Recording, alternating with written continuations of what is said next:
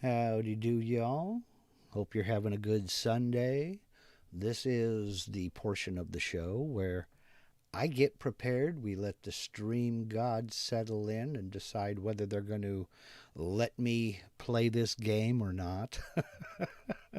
and I wait for the clock on the wall in the other room to do its 12 o'clock bong bong bong thing. Of course, I have to set this up for 12 o'clock when it's going to bong bong 12 times instead of setting it up for, I don't know, 1 o'clock to where I only get one bong out of it. But we'll let it get finished. We'll let it do its thing. And then I'll come along and click the magic button and say, "Hey y'all, how you doing? Happy Sunday. Hope everybody's doing all right today. I'm finally starting to get caught up around here. We'll address the elephant in the room. I apologize for not having a video this morning. It was kind of a combination of Mother Nature and a comedy of errors that kept me from getting a video out. It's the it was the perfect storm. I mean, it was craziness. I tried 3 times to record a video, and every time something around me happened. We had a pretty decent storm come through, and while I didn't have any damage here, it blew a few shingles off the roof, so I had to get up on the roof and fix that. And it's one of those cases of the minute you start doing something you don't normally do, things just kind of snowball. So I not only had to fix those shingles while I was up there, I had to repair a couple of rain gutters that had pulled away from the eave of the house slightly. I had to fix those and get them all set up and everything. And while I'm doing that, I might as well go ahead and clean them out. And while I'm doing that, I had a couple of branches on a tree. I still need to get up there and cut back, but I clipped back what I could. It just kind of snowballed from there. So, short story is, I didn't have time to get a video out. So, that gave me an idea. And that idea was to go over onto my community tab, which I don't use very much, but I think I'm going to start using it from here on out. Now, those of you who don't know what I'm talking about, let me go ahead and screen share here and show you my community tab. If you go over to my YouTube channel page, the home page, this is what you'll see. And if you look, all these down here are links. And right here is my community tab. You click on the community tab, and I have a poll up. And this poll here, I have 3 topics set up in my poll for you to decide what next week's video is going to be. I've got 3D file slicing, which is what I started to do, 3D layer clipping, and 3D model the multiply combine mode. So you have to be subscribed to my channel to vote.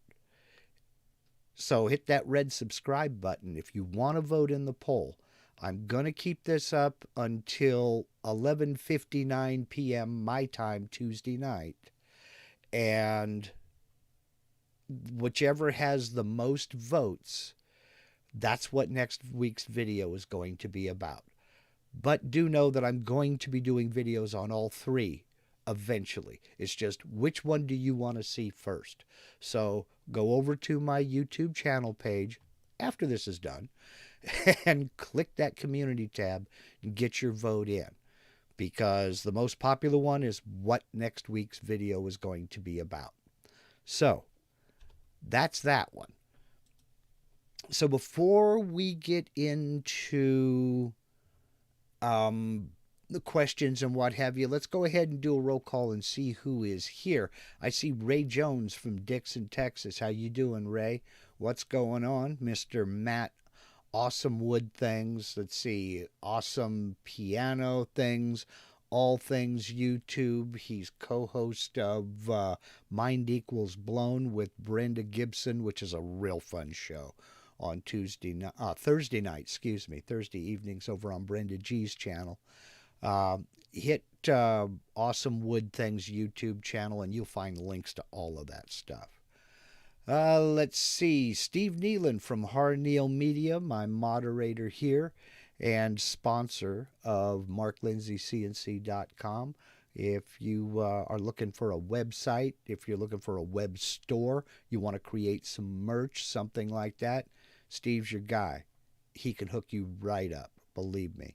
There's John from Wood If I Could up there in Canada. And I see he sent out the Coconut Telegraph to Snow Crusher, Greg, also up in Canada. How you guys doing today? Thanks for dropping in. Ice Cream 62 from over in Italy. How you doing? Hope everything and everybody is doing well. Mr. Dave Leonard, Wally's Tool Shed, checking in from northern Minnesota.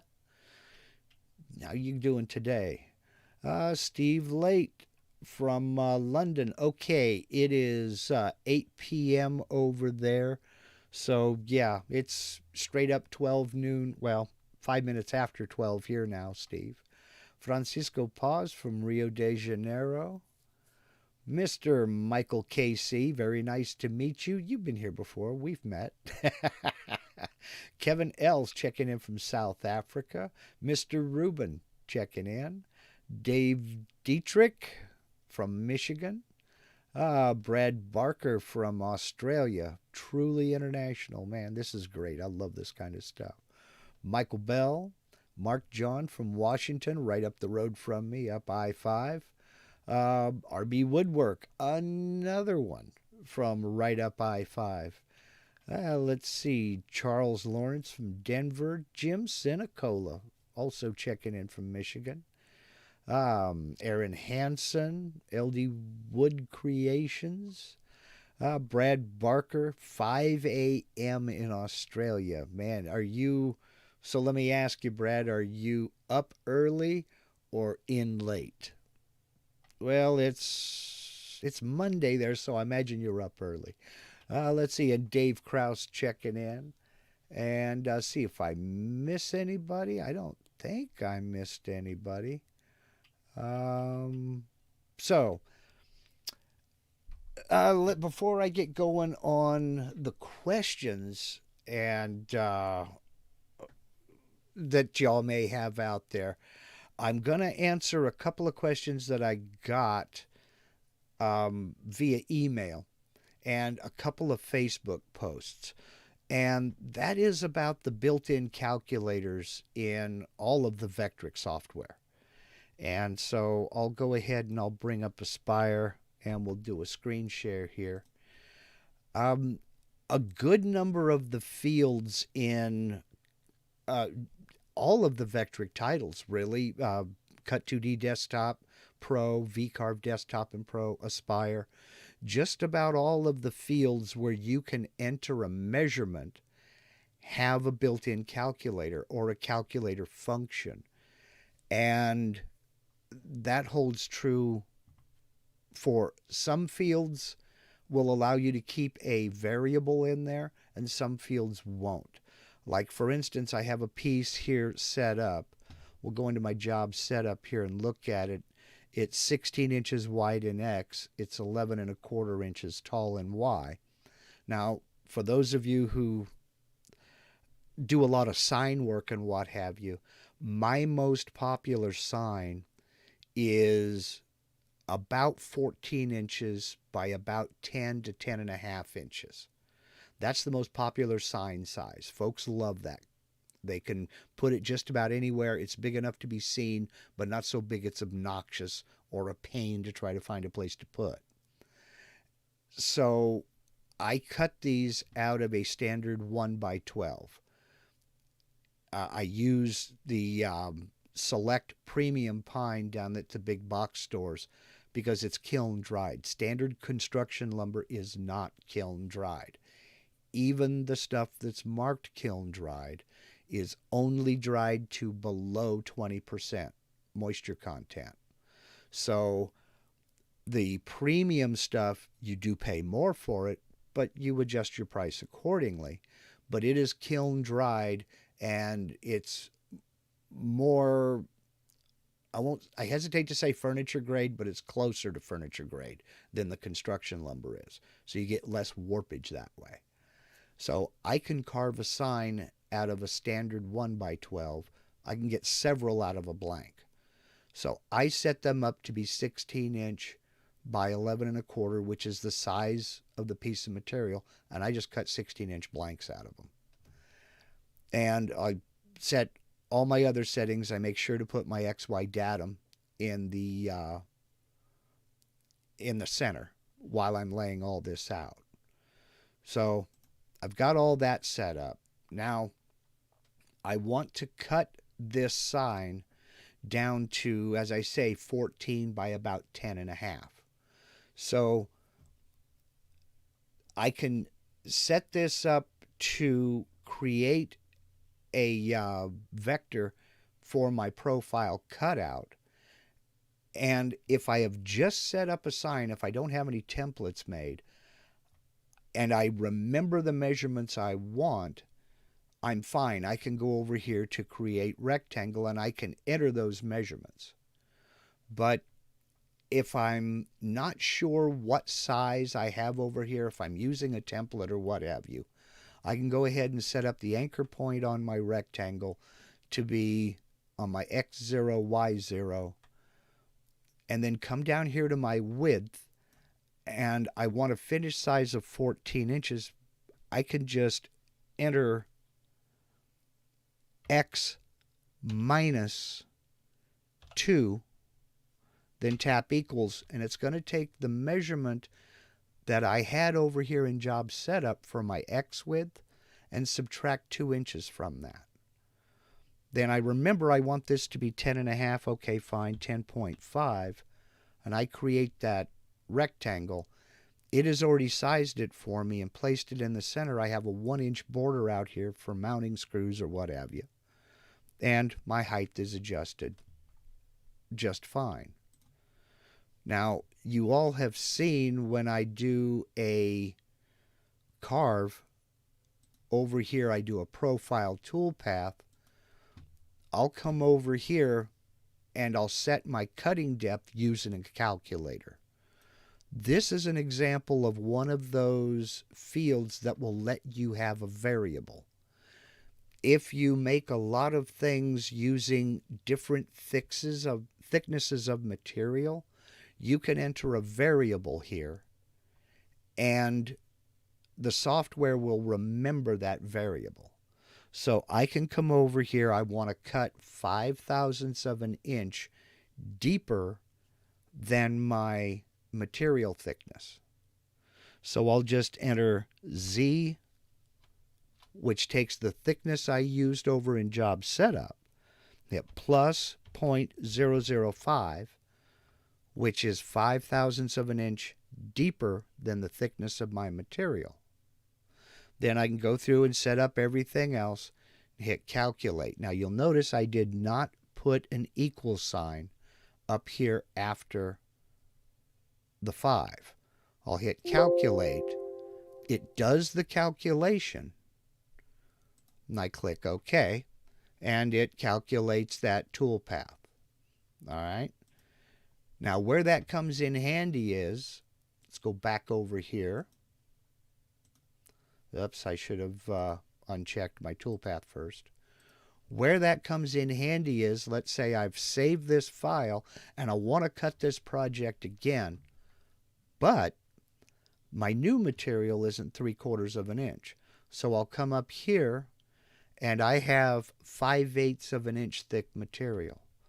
I can, if I don't remember what the decimal equivalent of 5/8 of an inch is, I can enter 5/8, tap the equals button, and it will calculate what that thickness is for me. It'll give me the decimal equivalent the minute I hit that equals button. and I go ahead and I hit OK, it's going to tell me that it's going to try to recalculate the toolpath, and it's going to warn me that it's going to cut through the material. I say OK, but if I come over here to the profile toolpath, it is going to cut that 0.755. What I'll need to do is open that toolpath and recalculate it, and it adjusts itself to that thickness of that material automatically. So you will still have to recalculate it, but you don't have to remember your thicknesses and your measurements and everything else. And that's just some of the calculators that are built into the software. You can use those variables. You can set up formulas. I did it again. Uncheck that. And just basically use those calculators to help you figure out good measurements, bad measurements in different measurements, or even do conversions. If I've got on my material here, I need to create a hole for a 12 millimeter dowel that's got to go through this, but I'm working in inches. I can set my draw circle, set my diameter, come over here, and it's a 12 millimeter diameter dowel. I enter 12, then hit the asterisk, then the letter I, then hit equals, and it gives me the decimal equivalent in imperial, in inches, of what 12 millimeters is. Then I can come over here, and there's my 12 millimeter hole. So you can convert from imperial to metric that way, and you can convert metric to imperial that way. Now, if I wanted to convert metric to imperial, it's asterisk I equals. If I want to convert from imperial to metric, it's asterisk M equals. And that will convert whatever measurement. Like I could take this measurement right here and go asterisk M equals, and I get 11.99896, close enough to 12 millimeters to count.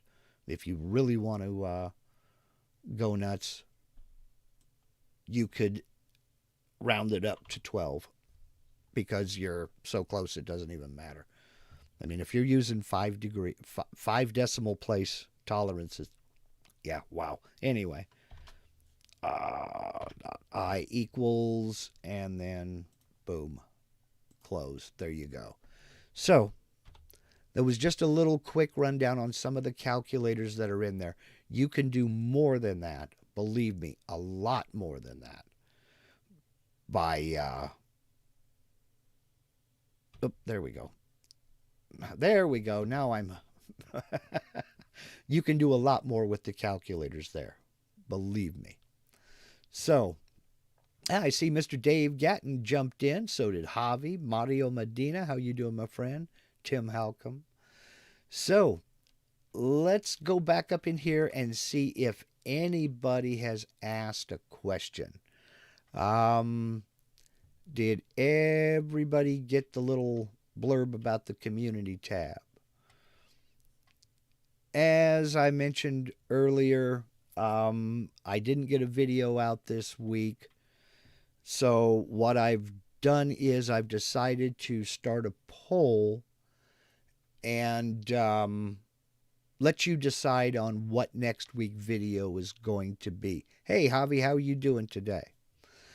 And you can find that by going over to the community tab on my channel. I just remembered, put a link to the community tab down in the description of this video.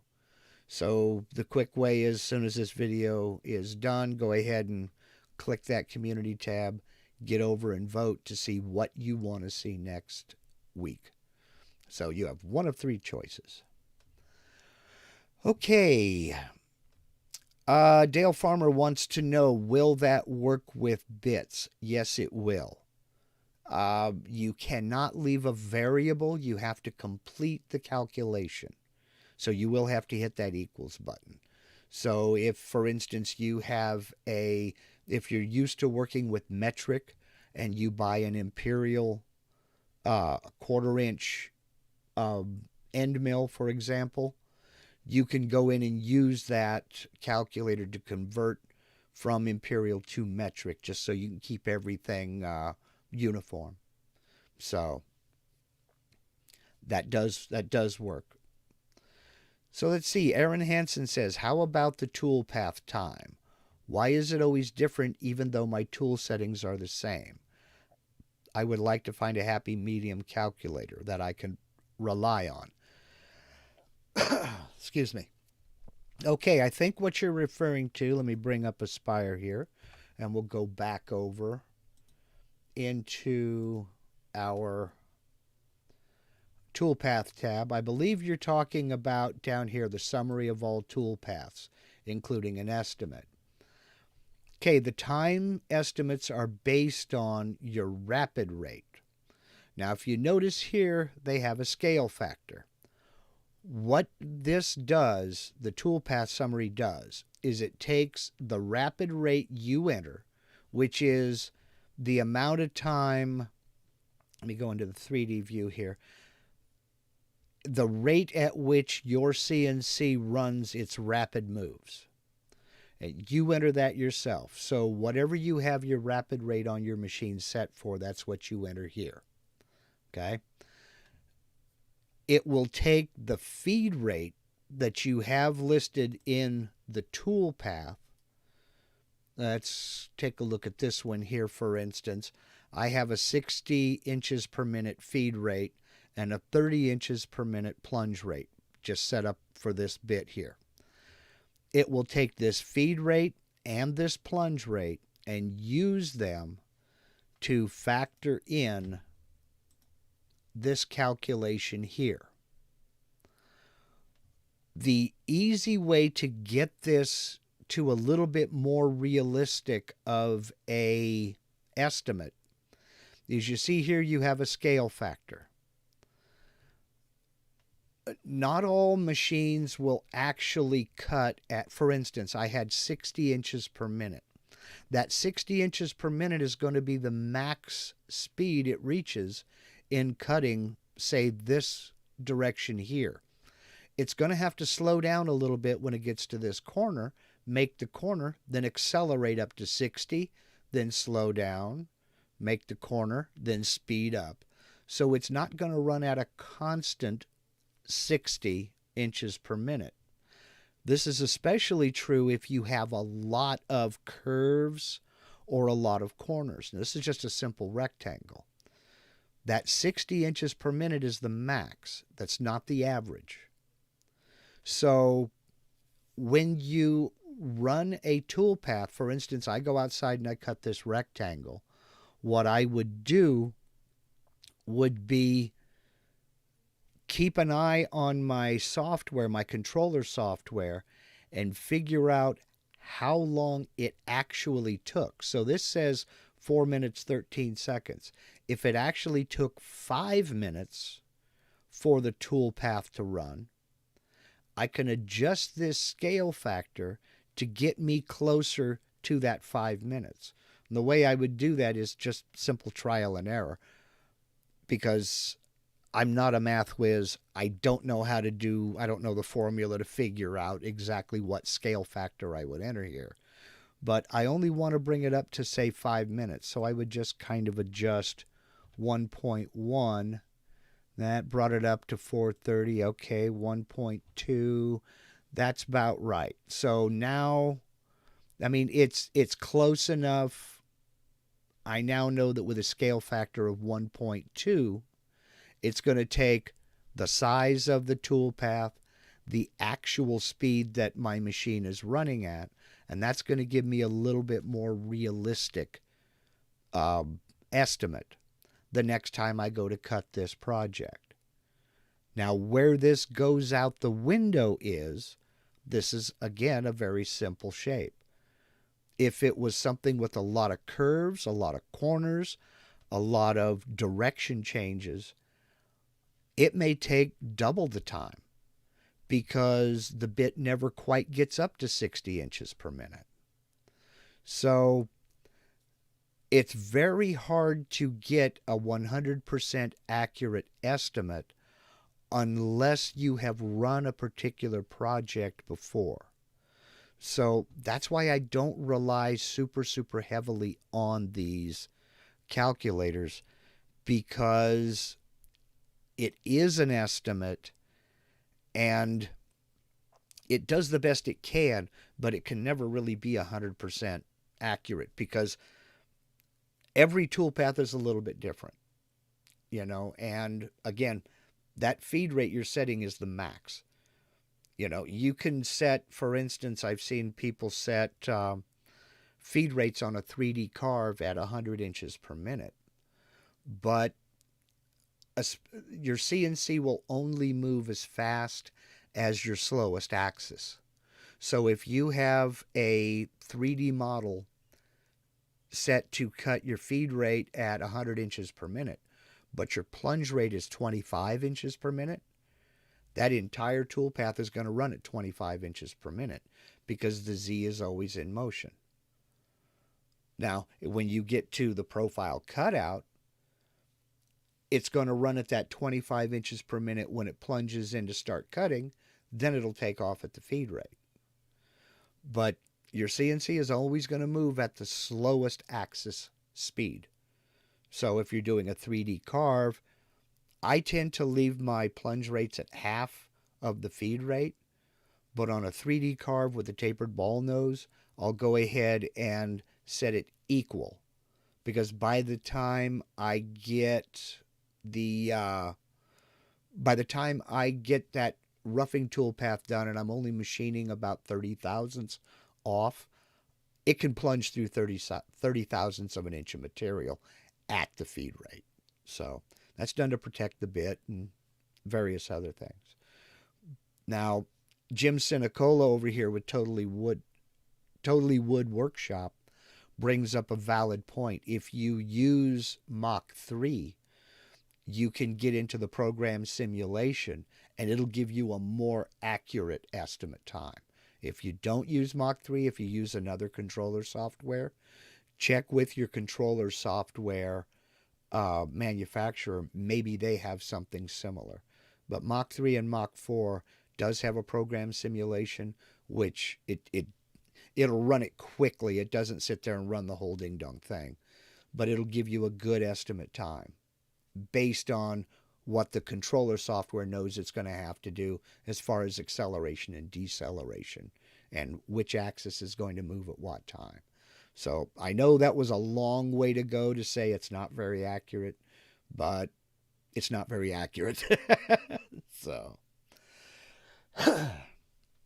let's see. Chris Coppenall says, what's the best way to import a model with the Z0 on top of the model? I did a video on importing a STL file into VCarve Pro. I'll make a note to import. All right, made myself a note to put a link to that in the description of this video. As soon as we get finished with the live stream here, I'll put that link in the description. Basically put, when you import an STL into VCarve or Aspire, you'll go into the import setup and it's near the top where to place the model within your piece of material. You'll do some scaling, you'll do the placing of the model, and it puts the model in the material. Your Z0 on top of the model comes in job setup. Rather than try to rehash the entire video here, I'll put a link to that video down in the description of this video. So, let's see. Jim Pell wants to know, how do you draw a custom molding profile for a circular vector? If you're using the molding toolpath, It's the same way as if you were to use a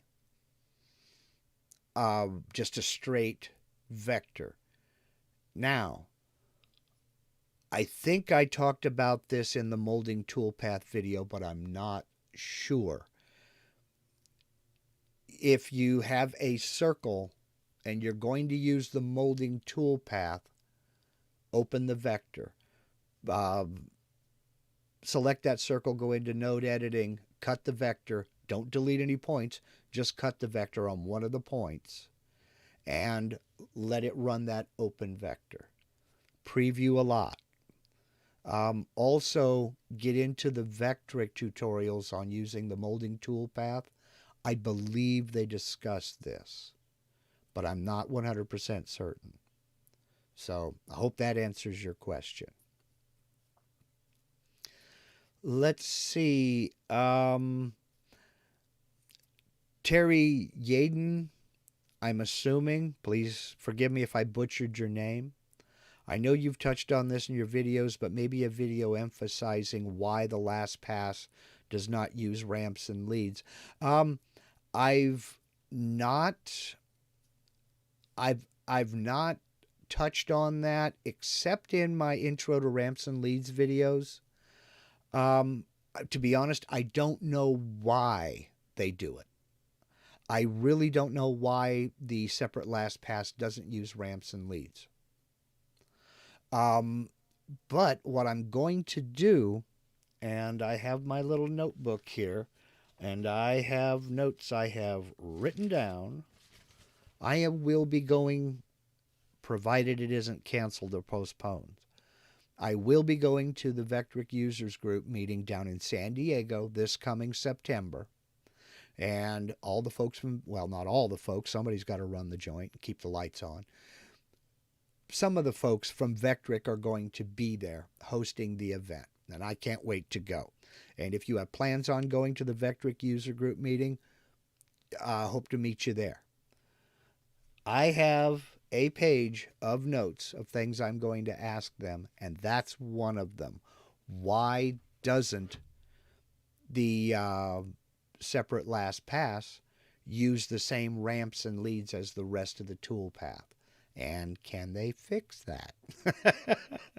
So it's just one of those things. I really don't have an answer. It's just, I don't know myself.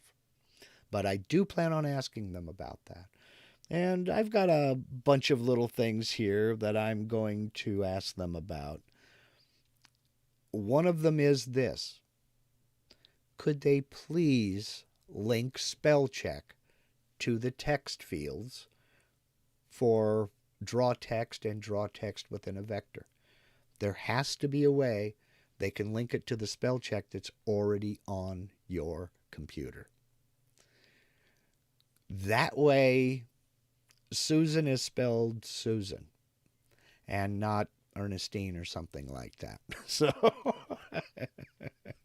Sunis. So, but that's just an example of some of the things that I'm going to ask them. So let's see here. Matthew Mattakini, I believe. Why would you zero from the tabletop as opposed to zeroing from the top of the stock? Good question. That is the ongoing debate. This is a little bit like which is better, Chevrolet or Ford. Some people like to zero their Z off of the machine table, and I understand why. Some folks prefer to zero off of the material surface. I'm one of those people. They both have their place and they both have their uses. If you are cutting pockets, for instance, to a specific depth, and you have to have it a certain depth from the surface of the material, zeroing from the surface is the way to go. If that hole has to be a ½ inch deep or 10 millimeters deep, you can setting it from the machine material surface is the way to go. If, however, that hole depth is not as important as the amount of material left between the bottom of that hole and the bottom of the material. That's when you would set from the machine bed. So in other words, if you want the bit to cut a specific depth from the top, set from the material surface. If you want it to cut a specific depth from the machine bed, set it to the machine bed. That sounds more confusing than it has to be. I'll put a link to Peter Passuelo's video on setting up from the machine bed, where he explains his rationale for setting his Z0 from the machine bed. So let's see, I'll put that in there. All right, I've made a note to myself to link that video in the description of this video. So give me about 10 minutes after we end the broadcast today, and I'll put that link in there. He does a very good job, and if you're not already subscribed to Peter Passuelo's videos over at CNC Nuts, you really should be. He's a dynamite guy. He was the first CNCer I ever ran across on YouTube, and was the first one that I subscribed to. And that was before I even met Dave Gatton and got involved in Gatton CNC and got building and got going on my own. I just thought he was doing some cool stuff over there and wanted to see more. He knows what he's doing. He knows what he's talking about. And he's just flat out a nice guy. So, well worth it. And I'll put that link in the description. And it'll go live. Give me about 10 minutes after we end here. David Dietrich has a comment. He says, spell check sometimes fixes spelling that isn't wrong. The spell check that I'm talking about is it just alerts you that a word may be misspelled to let you check it. You know, the one that draws that red jagged line underneath the word. So if, if I spell the HTE, it'll alert me that there's a misspelled word.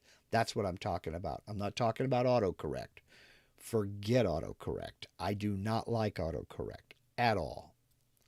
So, let's see. Wally's Tool Shed says, another reason to zero from the bed is if your first pass chips away your project surface before you change bits. There are several reasons for Z-zeroing for the machine bed. Chief among them is some people just prefer to do it that way, and that's perfectly fine. It's an either-or type of a situation. If you have a system that works for you and you like it, then you're doing it right. You know, there is no sometimes there's just no better or best. It's better for you if it works for you and you get the result that you're looking for. You know, some folks prefer to do it that way. I've been known to do it that way, to set my Z0 off of the machine bed, but that's only for special circumstances for me. 99 times out of 100, the work that I'm doing, I need to cut a certain depth from the top of the material. So I set my Z0 to the top of the material. And that works for me. So, but there are plenty of reasons. And, experiment. Get you some scrap. I mean, I still do it. I get on Craigslist and I'll look for scrap wood that people are getting ready to throw away in the free section.